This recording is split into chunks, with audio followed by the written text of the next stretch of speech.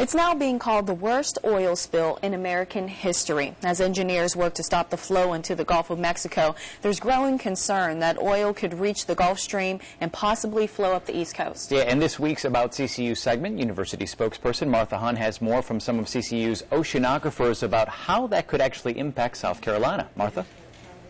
Well, the images coming out of the Gulf are the worst kind of nightmare for coastal communities. Now, Dr. Paul Gaze is a coastal oceanographer who's worked for years to get the best science into state planning. And Paul is here with Dr. Kevin Shue, assistant professor of marine science at CCU, and also an oceanographer and expert in the modeling of coastal dynamics and sediment transport. And thank you both for being here. Paul, can you first give us a quick overview of what's happening right now in the Gulf, and then what South Carolina is doing, what's happening in the state among the agencies, the universities, and the experts, just bringing that closer to home for the viewers? Sure. So we've been able to watch all this unfold in the Gulf. It's a very significant event. It's still unfolding, it's still expanding, and it's a very complex one. You've got an event that's occurring in a dynamic, ecologically, and economically sensitive area. And it's somewhat removed from here, but there'll be a lot of rippling effects that we'll eventually feel across the nation.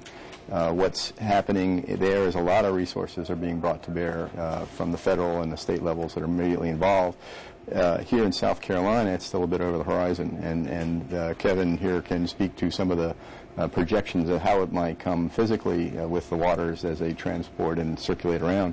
But it's still some distance away. So the state agencies, the universities, there's a lot of expertise in the oceanographic realm here in South Carolina, and there's been discussions about just how do we coordinate and have central areas of information. All the information you'll see now, rightfully so, is focused on the Gulf, and as things start to shift, if they do, and broaden, we're hopeful to see a good central place where information can be had for South Carolina. It's mostly being watched and tracked. It's not expected to be a major problem, as we'll see from the circulation, but it's something to be keeping an eye on. So